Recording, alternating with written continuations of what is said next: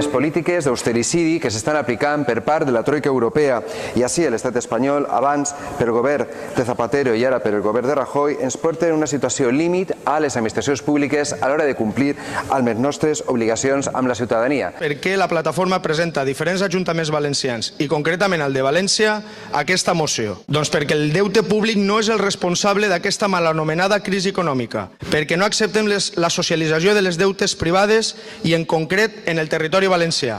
perquè els ajuntaments, també els valencians, també el de València, està patint un veritable atac per part de les polítiques que tantes vegades han fracassat en diferents parts del món,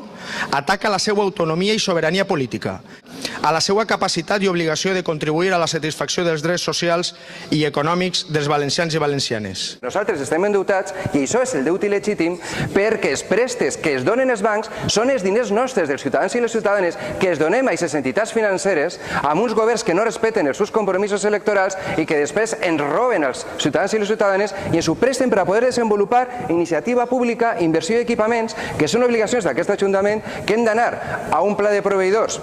que evidentment ve finançat per les entitats financeres que ens han donat els diners i ens ho donen amb uns interessos absolutament impresentables, que és el que nosaltres considerem il·legítim.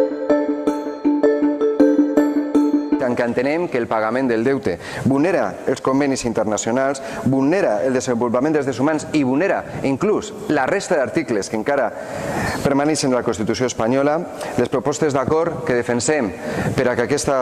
moció isca aprovada, que recaptem més però des d'un punt de vista progressiu, és a dir, que aquells que més tenen i per tant més responsabilitat tenen la crisi paguen més. Després declara aquesta moratòria immediata respecte al deute financer de l'Ajuntament,